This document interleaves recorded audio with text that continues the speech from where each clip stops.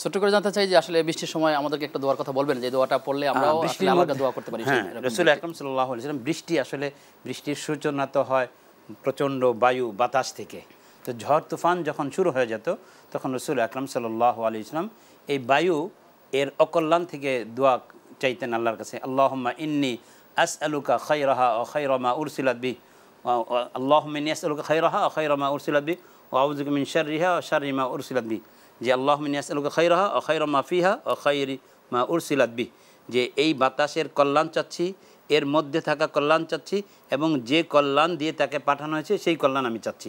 আর এর বিপরীত এই বাতাসের অকল্যাণ থেকে পানা চাচ্ছি, এই বাতাসের ভেতরে থাকা অকল্যাণ থেকে পানা চাচ্ছি, এই বাতাস যে অকল্যাণ নিয়ে এসেছে তার দ্বারা আমি তা থেকে পানা চাচ্ছি। দেখুন রাসূল আকরাম সাল্লাল্লাহু আলাইহি ওয়াসাল্লাম ইরশাদ করেন যে উহলিকাত আদুন বিদ্দাবুর ওয়া নুসিরতু বিসসবা, যে পূর্বী বাতাস মানে পূর্ব দিক থেকে আসা বাতাসের মাধ্যমে আল্লাহ তাআলা আমাকে সাহায্য করেছেন।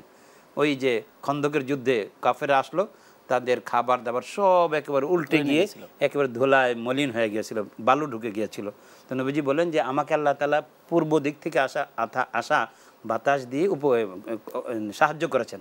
আর উহলিকান আদুন বিদ্দাবুর, আর আদ সম্প্রদায় যাদের কথা কোরআনে ধ্বংসের কথা আছে, যে তারা পশ্চিমা হাওয়ার মাধ্যমে তারা ধ্বংস হয়েছিল। তারা যখন দেখছিল যে বৃষ্টি তুফান আসছে খুব খুশি হয়েছিল। ফালাম্মা রাআহু আরিদাম মুস্তাকবিলা আওদিয়ান ক্বালু হাযা আরিদুম মুমতিরুনা বাল হুয়া মাস্তাআজাল রিহুম ফিহা আযাবুন আলীম, যে তোমরা যেটাকে ভাবছো কল্যাণের সেটা তোমাদেরকে অকল্যাণ নিয়ে আসবে। এই জন্য রাসূল আকরাম সাল্লাল্লাহু আলাইহি ওয়াসাল্লাম বাতাসের প্রবাহ শুরু হলেই এটা দোয়া করতেন। মোহতারাম, আসলে আমাদের সময়ের ফ্রেমে বন্ধিত, আমরা মৌলিক কথাগুলি আপনার থেকে শুনবেন ইনশাআল্লাহ তাআলা। আপনি একটা আলোচনা বলেছিলেন যে আসলে ফেরেশতা ওই একটা জমির কথা বলেছেন যেখানে ফসল বৃষ্টি দেওয়া হয়েছিল, কিন্তু আপনি আমাদেরকে জানান যে ফসলের যাকাত বা ফসলের ওষুধটা কিভাবে দিতে হয়, কোন ফসলের কি রকম দিতে হয়? আসলে যেই ফসলের মধ্যে মনে করেন কোনো কিছু যেটা আসমান থেকে বৃষ্টি বর্ষিত হয়ে এটার ফসল উৎপাদন হচ্ছে, সেখানে অসর আসবে। কি পরিমাণ সেটা?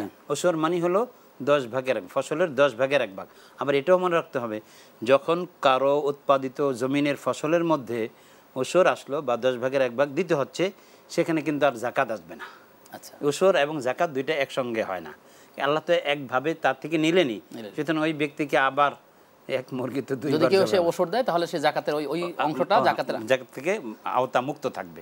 ঠিক, আর যদি তাকে সিঞ্চিত করতে হয় মানে নিচ থেকে পানি দিতে হয়, তাহলে সেখানে 20 ভাগের 1 ভাগ দিকে, যেহেতু তার এই পানি ফসলের পেছনে যদি বাড়তি খরচ হয় তাহলে তাকে 20 ভাগের 1 ভাগ, একবার সহজ কথা। তো এই জন্য ফিমা সাকাতিস সামাউ আল উশরু ও ফিমা কানা নাদহিয়ান আসারিয়ান ফাফিহি নিসফুল উশর, যে যেখানে নিজে শেষ থেকে পানি দিতে হয় সেখানে ওসরের অর্ধেক মানে 10 ভাগের 1 ভাগের অর্ধেক, অর্থাৎ 20 ভাগের 1 ভাগ। আর যেখানে আসমান থেকে বৃষ্টি বর্ষিত হয়ে উৎপাদিত হচ্ছে ফসল, সেখানে শুধু 10 ভাগের 1 ভাগ দিলে হয়ে যাবে।